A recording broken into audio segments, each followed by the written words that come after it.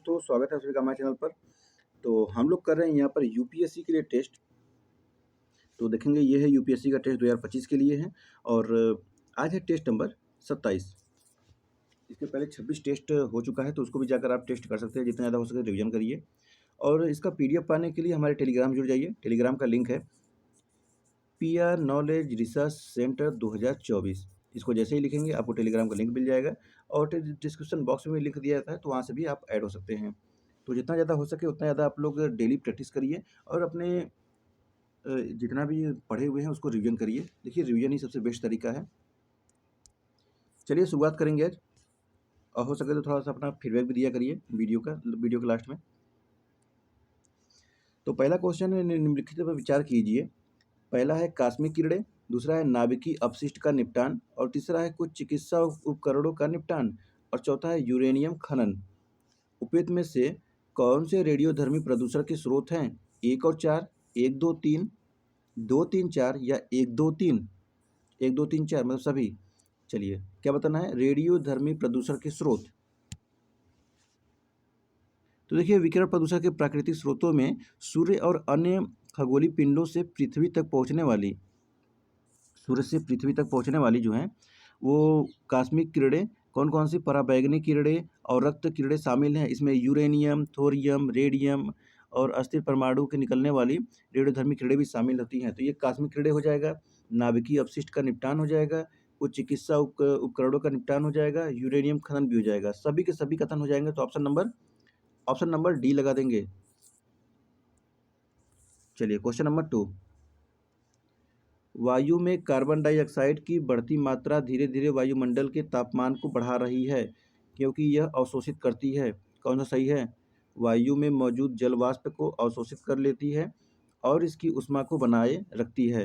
वही दूसरा है सौर विकिरण के पराबैंगनी भाग को, तीसरा है संपूर्ण और सौर विकिरण को और चौथा है सौर विकिरण के अवरक्त भाग को। कौन सा सही होगा? क्वेश्चन नंबर 2 पूछ रहा है, वायु में कार्बन डाइऑक्साइड की बढ़ती मात्रा धीरे धीरे वायुमंडल के तापमान को बढ़ा रही है क्योंकि यह अवशोषित करती है। तो इसमें ऑप्शन नंबर डी लगा देंगे, सौर विकिरण के अवरक्त भाग को। आगे बढ़ते हुए क्वेश्चन नंबर 3 देखेंगे। पर्यावरण और पारिस्थितिकी के संदर्भ में स्प्रिंग शॉक से तात्पर्य है औद्योगिक अपवाह के कारण जल निकायों के पीएच स्तर में होने वाली अचानक वृद्धि, दूसरा है बर्फ के तेजी से पिघलने के कारण संचित अम्लीय प्रदूषकों के उत्सर्जन से जल निकायों के पीएच में तीव्र गिरावट, और तीसरा है लंबे समय तक होने वाली अम्लीय वर्षा के कारण मृदा की अम्लता में क्रमिक वृद्धि, और चौथा है प्राकृतिक क्षारीय पदार्थों द्वारा अम्लीय जल निकायों का तत्काल निष्प्रभावन। कौन सा सही होगा? क्वेश्चन नंबर 3 स्प्रिंग शॉक देखिए का तात्पर्य कैसे है? जल निकाय के पीएच में होने वाले अचानक और तीव्र गिरावट से है।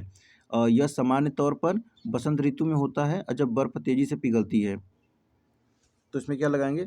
ऑप्शन नंबर बी लगा देंगे, बर्फ के तेजी से पिघलने के कारण संचित अम्लीय प्रदूषकों के उत्सर्जन से जल निकायों के पीएच में तीव्र गिरावट। चलिए, आगे बढ़ते हुए क्वेश्चन नंबर 4 देखेंगे। निम्नलिखित अधिनियमों को प्रारंभ से लेकर नवीनतम तक के सही कालानुक्रमिक क्रम में व्यवस्थित कीजिए। पर्यावरण संरक्षण अधिनियम, वन संरक्षण अधिनियम, जैव विविधता अधिनियम। नीचे दिए गए कूट का प्रयोग करिए। 1, 2, 3, 3, 2, 1, 3, 1, 2 या 2, 1, 3। कब कब कौन कौन पारित हुआ था उसके बारे में बताना है। जैसे वन संरक्षण अधिनियम, ये कब हुआ था? ये हुआ था आपका 1980 में, ठीक है। पर्यावरण संरक्षण अधिनियम पर ये हुआ था 1986 में। और उसके बाद जैव विविधता वाला कब हुआ था? ये हुआ था 2002 में। चलिए देख लीजिए कब कैसे होगा इसमें। तो पहले तो 2 नंबर आएगा, फिर 1 आएगा, फिर 3 आएगा। 2, 1, 3, 2, 1, 3, 213 किसमें है? ऑप्शन नंबर डी में है। चलिए क्वेश्चन नंबर 5 देखिए।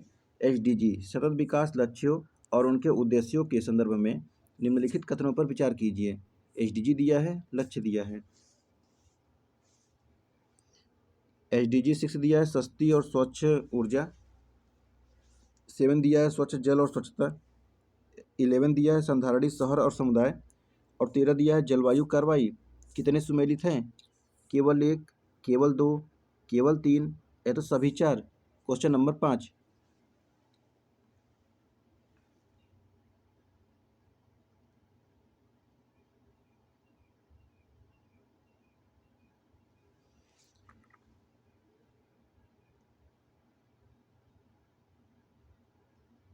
देखिए 6 जो है ये किसके लिए है? स्वच्छ और स्वच्छता के लिए है, ठीक है, स्वच्छ और स्वच्छता के लिए है।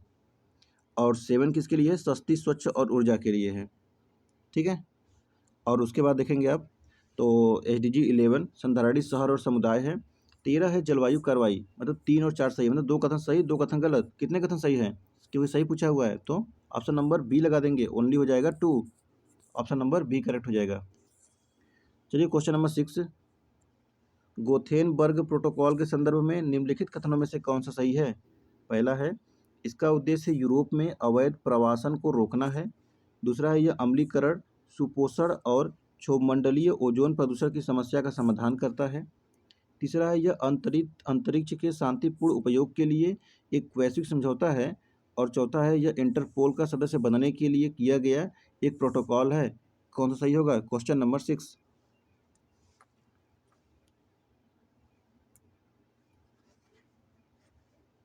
तो क्वेश्चन नंबर 6 में ऑप्शन नंबर देखिए बी लगा देंगे। यह अम्लीकरण, सुपोषण और क्षोभमंडलीय ओजोन प्रदूषण की समस्या का समाधान करता है। चलिए 7 नंबर देखेंगे। जीरो डेब्रिस चार्टर वर्ष 2030 तक अंतरिक्ष में मलबा तटस्थ बनने का वैश्विक रूप से अग्रणी प्रयास है। निम्नलिखित में से कितने देशों ने चार्टर पर हस्ताक्षर किए हैं? रोमानिया, भारत, अमेरिका, यूरोपीय संघ, चीन। नीचे दिए गए कोड का प्रयोग करिए, सही उत्तर का चयन करिए। 2 3 4 5, 1 और 4, 3 4 5 या 1 2 3 4 5। Question number 7।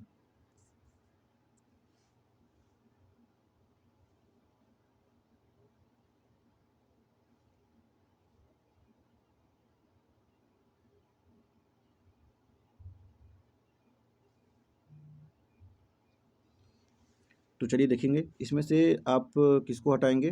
भारत हटा दीजिए, अमेरिका हटा दीजिए, यूरोपीय संघ हटा दीजिए, रोमानिया और चाइना हो जाएगा, मतलब 1 और 4। 1 और 4 ऑप्शन नंबर बी हो जाएगा, ऑप्शन नंबर इसमें बी करेक्ट हो जाएगा।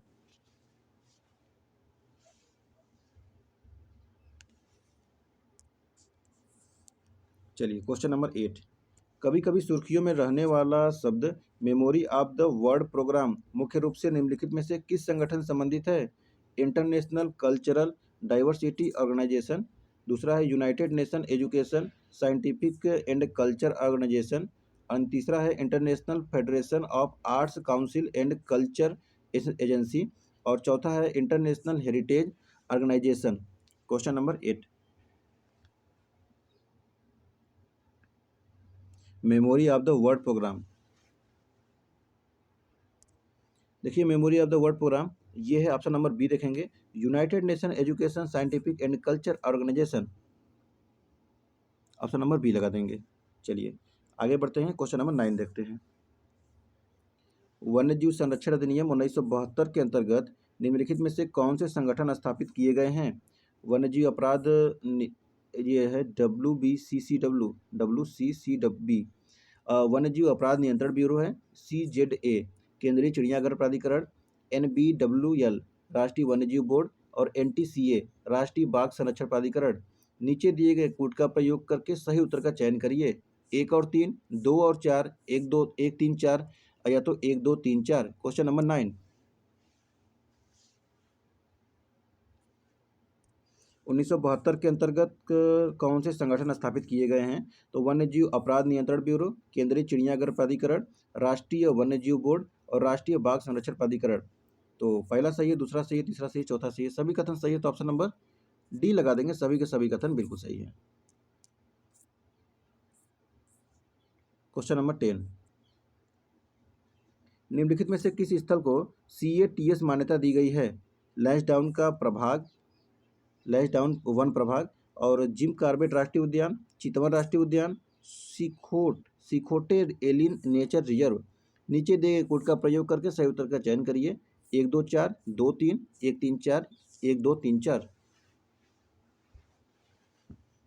Question number 10।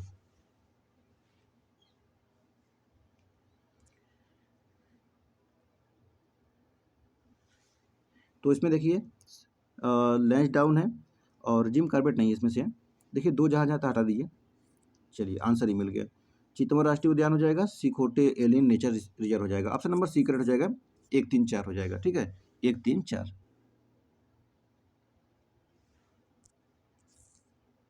चलिए 11 नंबर है। निम्नलिखित कथनों पर विचार कीजिए। पहला है पृथ्वी का चुंबकीय क्षेत्र पृथ्वी के बाहरी क्रोड में उपस्थित पिघले हुए लोहे की गति से उत्पन्न होता है। और दूसरा है पृथ्वी के चुंबकीय ध्रुव इसके भौगोलिक ध्रुवों के साथ पूरी तरह से संरेखित होते हैं। तीसरा है पृथ्वी का चुंबकीय क्षेत्र प्रत्येक कुछ लाख वर्षों में उत्क्रमित हो जाता है। कितने सही हैं? केवल 1, केवल 2, सभी 3 या तो कोई नहीं। Question number 11।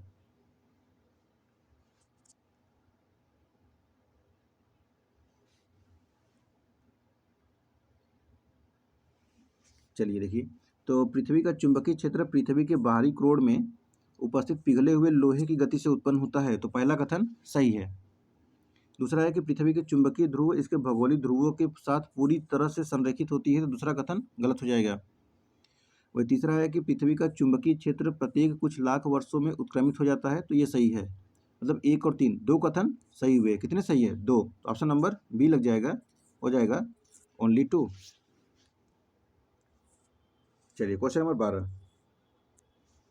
अग्निबाण रॉकेट के संदर्भ में निम्नलिखित कथनों पर विचार कीजिए।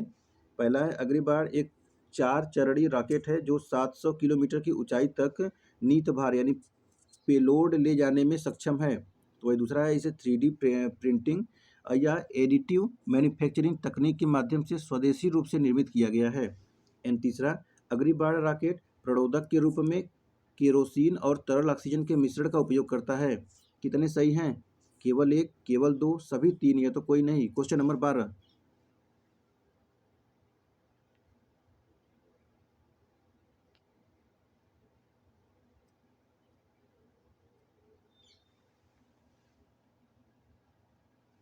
तो देखेंगे अग्निबाण एक 4 चरणीय रॉकेट है जो 700 किलोमीटर की ऊंचाई तक नित भार यानी पेलोड ले जाने में सक्षम है। क्या सही है? पहला ही कथन गलत है। देखिए ये क्या है कि ये 100 किलोमीटर भार तक के उपग्रह को 700 किलोमीटर तक की ऊंचाई वाले कक्षा क्रम में स्थापित करने में सक्षम होगा। ठीक है, तो पहला कथन इसमें गलत हो जाएगा इसीलिए। और ये कितना भार उठाएगा? ये उठाएगा 100 किलो का। और इसके कितने वो हैं? ये 4 चरणीय रॉकेट नहीं है जो कि यहाँ पे दिया हुआ है ना, 4 चरणीय। ये 4 चरणीय रॉकेट नहीं है। दूसरा है कि इसे 3D प्रिंटिंग या एडिटिव मैन्युफैक्चरिंग तकनीक के माध्यम से स्वदेशी रूप से निर्मित किया गया है, तो ये सही है। एंड तीसरा अग्निबाण रॉकेट प्रणोदक के रूप में केरोसिन और तरल ऑक्सीजन के मिश्रण का उपयोग करता है, तो ये भी सही है। एक कथन गलत है, 2 कथन सही है। ऑप्शन नंबर बी लगा देंगे, हो जाएगा ओनली 2। चलिए 13 नंबर देखेंगे। Question number 13। निम्नलिखित में से कौन सा जैव रासायनिक ऑक्सीजन मांग यानी BOD का सर्वोत्तम वर्णन करता है? पहला है जलीय पारिस्थितिकी तंत्र में प्रकाश संश्लेषण जीवों द्वारा उत्पादित ऑक्सीजन की सांद्रता। दूसरा है जल में कार्बनिक पदार्थों को अपघटित करने हेतु वायवीय सूक्ष्म जीवों द्वारा आवश्यक ऑक्सीजन की मात्रा। और तीसरा है वह दर जिस पर जलीय पादप श्वसन के लिए ऑक्सीजन का उपभोग करते हैं। एंड चौथा किसी जल के निकाय में घुलित ऑक्सीजन के स्तर की माप। Question number 13। Question number 13। तो क्वेश्चन नंबर 13 में ऑप्शन नंबर बी लगा देंगे, जल में कार्बनिक पदार्थों को अपघटित करने हेतु वायवीय सूक्ष्म जीवों द्वारा आवश्यक ऑक्सीजन की मात्रा। ऑप्शन नंबर बी करेक्ट हो जाएगा। चलिए 14 नंबर देखेंगे। Question number 14। निम्नलिखित कथनों पर विचार कीजिए। पहला है जैव आवर्धन एक ही पोषी स्तर के भीतर घटित होता है। और दूसरा है पारा और DDT सामान्य रूप से पाए जाने वाले जैव आवर्धन पदार्थ हैं, कितने सही हैं? केवल एक, केवल दो, दोनों सही या दोनों गलत? Question number 14। क्वेश्चन नंबर 14 कहता है जैव आवर्धन एक ही पोषी स्तर के भीतर घटित होता है। पहला ही कथन देखिए गलत हो जाएगा। जैव आवर्धन में जैव आवर्धन यानी कि बायो मैग्निफिकेशन को जैव प्रवर्धन यानी कि बायो एम्प्लीफिकेशन भी कहा जाता है। जैव आवर्धन का तात्पर्य खाद्य श्रृंखला यानी पोषी स्तर में ऊपर बढ़ने पर उपभोक्ता के शरीर में विषाक्त पदार्थों की सांद्रता में वृद्धि होती है। ठीक है, घटित यहाँ पे लिखा है, वहाँ पे वृद्धि होती है, घटित होता है जो भीतर होता है, इसमें क्या होता है? वृद्धि होती है, ना कि इसमें ये जैव आवर्धन की पोषी स्तर के भीतर में घटित होती है। तो क्या होगा? सांद्रता में वृद्धि होती है। पहला कथन गलत। दूसरा है कि पारा और डीडीटी सामान्य रूप से पाए जाने वाले जैव आवर्धन पदार्थ हैं, तो ये सही हो जाएगा, दूसरा कथन सही हो जाएगा इसमें। तो लगाएंगे ऑप्शन नंबर बी, ओनली हो जाएगा 2। क्वेश्चन नंबर 15 है प्रजातियों के पारस्परिक क्रियाओं के संदर्भ में निम्नलिखित युग्मों पर विचार कीजिए। पारस्परिक क्रियाओं का प्रकार और प्रकृति दिया हुआ है। स्पर्धा, दोनों प्रजातियों को हानि होती है। दूसरा है अंतरजाति परजीविता, दोनों प्रजातियों को लाभ। तीसरा है स्वभोजिता, केवल एक प्रजाति को ही हानि होती है। कितने सही हैं? केवल एक, केवल दो, सभी तीन या तो कोई नहीं? Question number 15। क्वेश्चन नंबर 15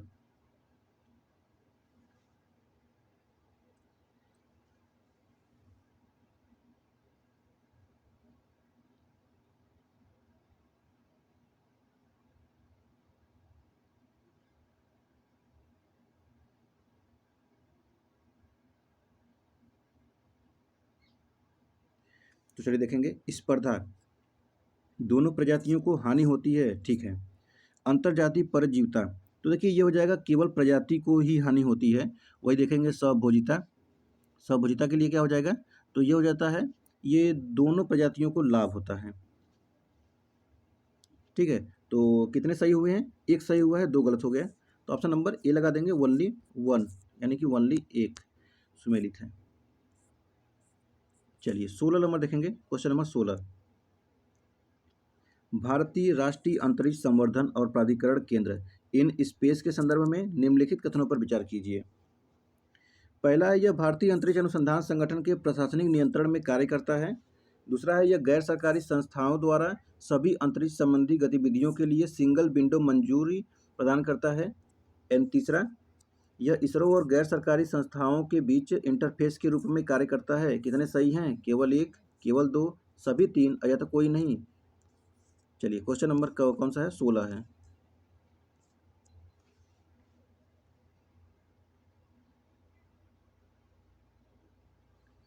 तो यह भारतीय अंतरिक्ष अनुसंधान संगठन के प्रशासनिक नियंत्रण में कार्य करता है। तो पहला ही कथन गलत हो जाएगा इसमें। ठीक है, देखेंगे भारतीय राष्ट्रीय अंतरिक्ष संवर्धन और प्राधिकरण में यानी कि इन स्पेस अंतरिक्ष विभाग के अधीन एक स्वायत्त सिंगल विंडो नोडल एजेंसी है यह। ठीक है, पहला कथन गलत। दूसरा है कि यह गैर सरकारी संस्थाओं द्वारा सभी अंतरिक्ष संबंधी गतिविधियों के लिए सिंगल विंडो मंजूरी प्रदान करता है, तो दूसरा सही है। तो पहला गलत, दूसरा सही। तीसरा, यह इसरो और गैर सरकारी संस्थाओं के बीच इंटरफेस के रूप में कार्य करता है, तो तीसरा कथन ये भी सही हो जाएगा। मतलब एक कथन गलत है और दो सही है, तो क्या लगेगा? ऑप्शन नंबर बी लगा देंगे, हो जाएगा ओनली 2। चलिए 17 नंबर देखेंगे। IUCN की रेड लिस्ट पादप जंतुओं और अन्य जीवों के विलुप्ति के खतरे की स्थिति को वर्गीकृत करने के लिए सर्वाधिक मान्य वस्तुनिष्ठ आकलन प्रणालियों में से एक है। निम्नलिखित में से कितने किसी दी गई प्रजाति के विलुप्त होने के जोखिम का आकलन करने के लिए मानदंड के रूप में प्रयुक्त होते हैं?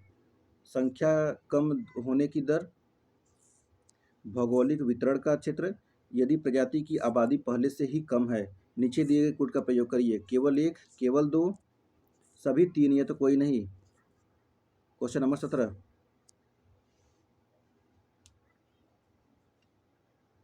तो IUCN की रेड लिस्ट में है, देखेंगे यहाँ से ऑप्शन में देखिए। संख्या कम होने की दर में ठीक है, भौगोलिक वितरण क्षेत्र है ठीक है, यदि प्रजाति की आबादी पहले से ही कम है तो ये भी ठीक है। ऑप्शन नंबर सी लगा देंगे, तीनों कथन सही है।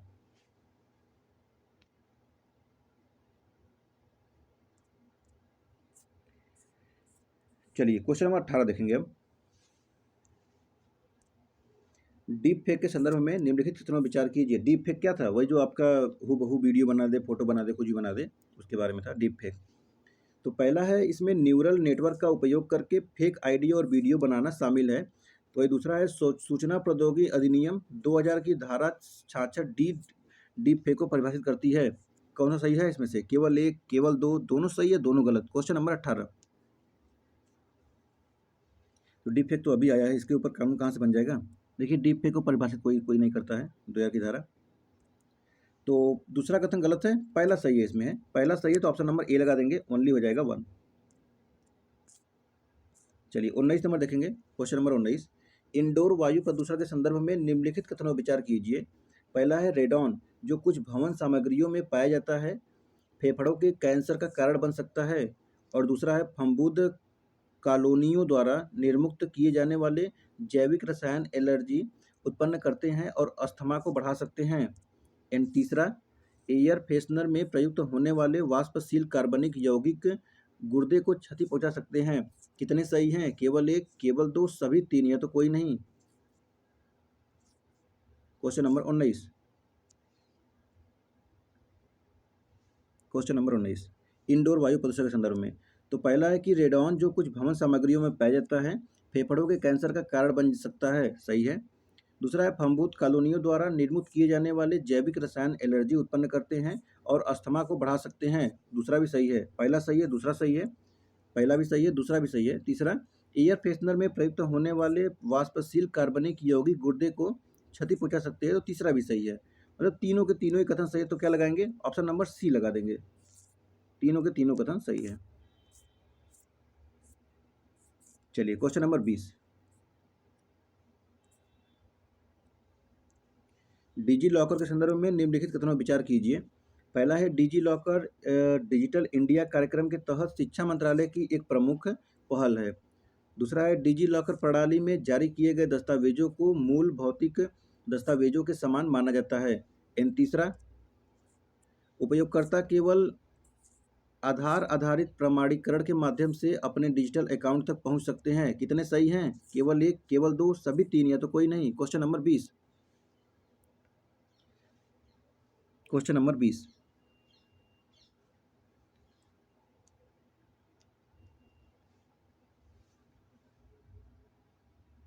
तो देखिए, डिजी लॉकर जो है ये 2015 में शुरू हुआ था। ये इलेक्ट्रॉनिक और सूचना प्रौद्योगिकी मंत्रालय द्वारा एक प्रमुख पहल है। ठीक है, तो किसका प्रमुख पहल है? MIT का, इलेक्ट्रॉनिक सूचना प्रौद्योगिकी मंत्रालय, शिक्षा मंत्रालय नहीं। पहला कथन गलत।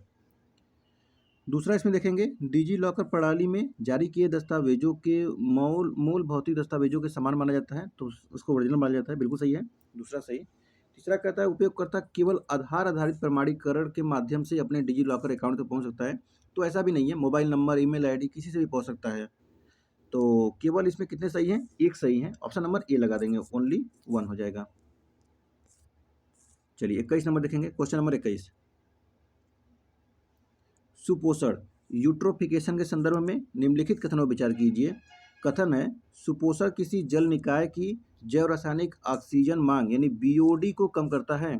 तो वही दूसरा है, क्योंकि सुपोषण के कारण जल निकायों में ऑक्सीजन के स्तर में कमी आती है। कितने सही हैं इसमें से?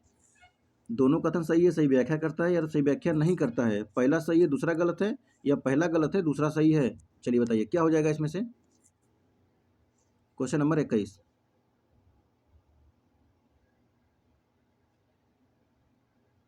तो देखेंगे, सुपोषक किसी जल निकाय की जैव रासायनिक ऑक्सीजन मांग को कम करता है। तो ये तो कम थोड़ी ना करता है, बढ़ाता है ना। तो पहला ही कथन गलत हो जाएगा। जब जैसे ही क्वेश्चन पहला गलत हुआ, आपको आंसर मिल गया, क्या हो जाएगा कि पहला कथन गलत और दूसरा ऑटोमेटिक ठीक हो जाएगा। तो कौन सा लगा देंगे? ऑप्शन नंबर डी लगा देंगे, पहला कथन गलत, दूसरा कथन सही। आगे बढ़ते हुए क्वेश्चन नंबर 22 देखेंगे। निम्नलिखित कथनों पर विचार कीजिए। कथन पहला है कि केंद्रीय प्रदूषण नियंत्रण बोर्ड जल एवं वायु प्रदूषण की रोकथाम और नियंत्रण तथा वायु की गुणवत्ता में सुधार से संबंधित किसी भी मामले पर केंद्र सरकार को सलाह देता है। वही कथन दूसरा है कि इसे पर्यावरण संरक्षण अधिनियम 1986 के तहत उत्तरदायित्व सौंपा गया है। कितने सही हैं? दोनों कथन सही है, सही व्याख्या करता है या सही व्याख्या नहीं करता है। पहला सही है दूसरा गलत, या पहला गलत है दूसरा सही है? चलिए बताइए। क्वेश्चन नंबर आपका 22, क्वेश्चन नंबर 22।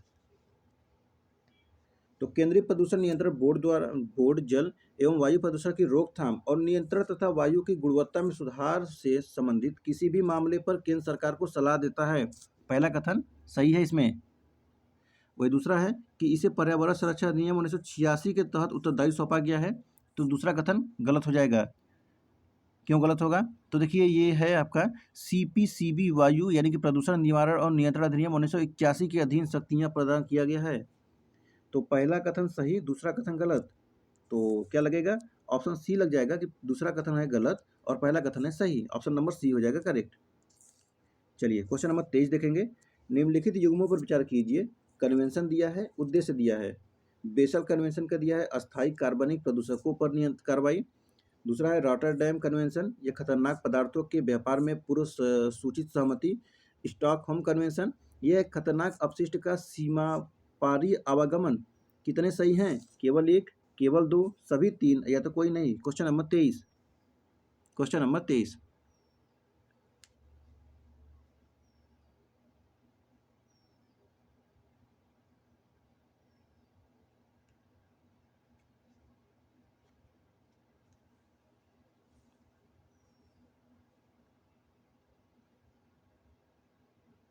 चलिए देखेंगे।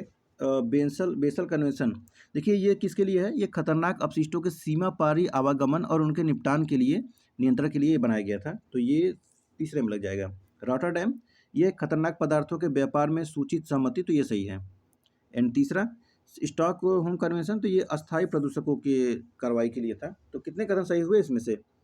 पहला का तीसरा, तीसरा का पहला हो गया, दूसरा कथन सही है, तो लगाएंगे ऑप्शन नंबर बी, मतलब ऑप्शन नंबर ए लगा देंगे। ओनली वन सुमेलित है, एक सुमेलित है इसमें से। चलिए 24 नंबर देखेंगे। Question number 24। निम्नलिखित पर विचार कीजिए। नाइट्रोजन स्थिरीकरण में कमी, मृदा में वनस्पतियों और जीवों में असंतुलन, विषाक्त धूल का उत्पादन, लवणता में वृद्धि। कितने मृदा प्रदूषण के परिणाम हैं? केवल एक, केवल दो, सभी, केवल तीन, या तो सभी चार। Question number 24, question number 24।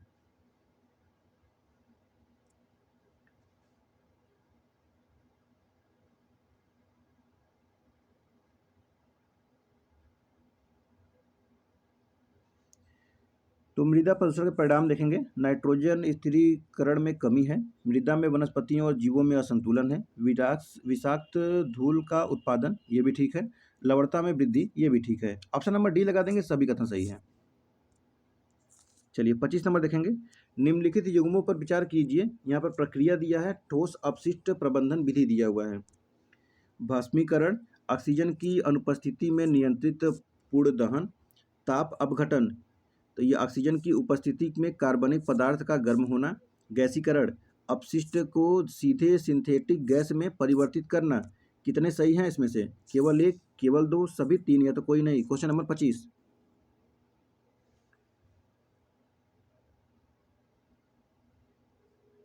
भस्मीकरण, भस्मीकरण में क्या होता है? ये एक नियंत्रित उच्च ताप ऑक्सीकरण है जो मुख्य रूप से कार्बनिक यौगिकों को थर्मल ऊर्जा यानी CO2 जल में परिवर्तित करता है। तो पहला कथन गलत हो जाएगा। दूसरा है ताप अपघटन। ताप अपघटन क्या है? ताप अपघटन देखिए, ये ठोस पदार्थ को तरल अवस्था में परिवर्तित करता है।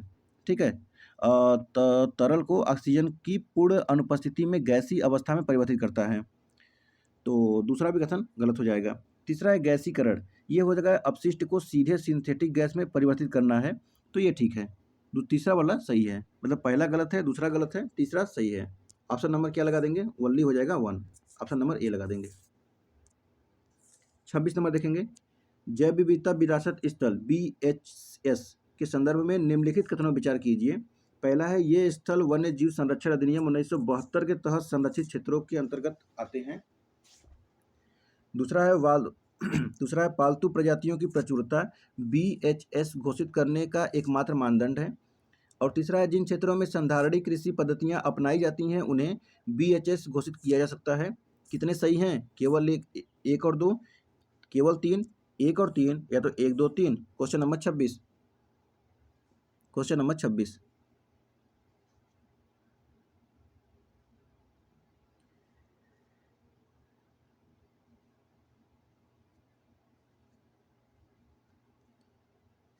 तो कहता है यह स्थल वन्य जीव संरक्षण अधिनियम 1972 के तहत संरक्षित क्षेत्रों के अंतर्गत आते हैं।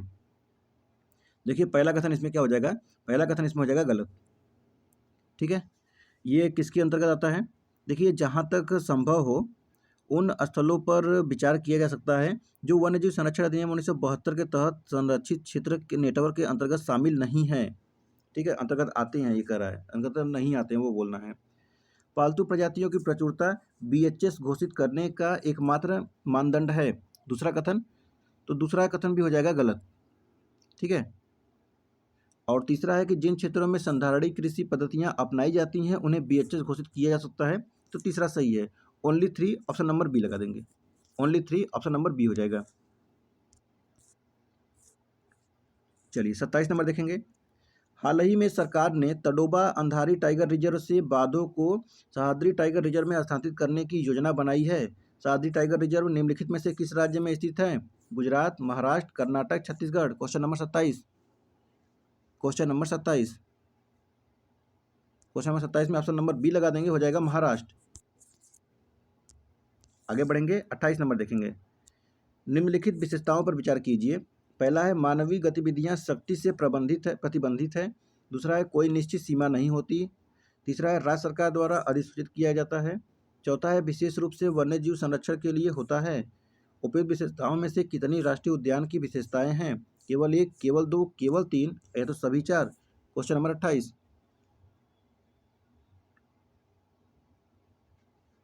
मानवीय गतिविधियां सख्ती से प्रतिबंधित है। ठीक है। दूसरा है कोई निश्चित सीमा नहीं होती है, तो ये कथन गलत है। कोई निश्चित सीमा क्यों नहीं होती, होती है। तीसरा है राज्य सरकार द्वारा अधिसूचित किया जाता है, तो तीसरा भी सही है। एंड चौथा है कि विशेष रूप से वन्यजीव संरक्षण के लिए होता है, तो चौथा कथन गलत है। तो पहला सही है, तीसरा सही है, मतलब 2 कथन सही हुए हैं, तो ऑप्शन नंबर बी लगा देंगे, हो जाएगा ओनली 2। चलिए 29 नंबर देखेंगे। कार्बन फार्मिंग के संदर्भ में निम्नलिखित कथनों पर विचार कीजिए। पहला है इसमें ग्रीन हाउस गैस उत्सर्जन को कम करने वाली कृषि पद्धतियों का उपयोग शामिल है। दूसरा है इसे अधिकांशतः सीमित जल उपलब्धता वाले शुष्क क्षेत्रों में लागू किया जाता है। कितने सही हैं? केवल 1, केवल 2, दोनों सही या दोनों गलत। Question number 29, question number 29। तो इसमें ग्रीन हाउस और गैस उत्सर्जन को कम करने वाली कृषि पद्धतियों का उपयोग शामिल है, पहला सही। दूसरा कहता है कि इसे अधिकांशतः सीमित जल उपलब्धता वाले शुष्क क्षेत्रों में लागू किया जाता है, तो दूसरा कथन गलत हो जाएगा। दूसरा कथन इसमें गलत हो जाएगा।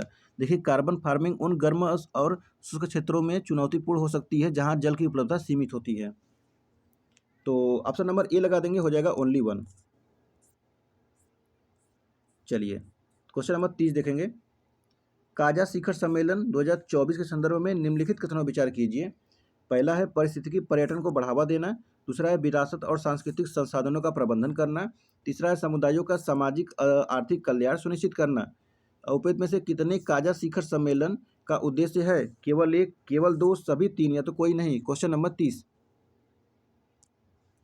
तो 2024 है पारिस्थितिकी पर्यटन को बढ़ावा देना, ठीक है।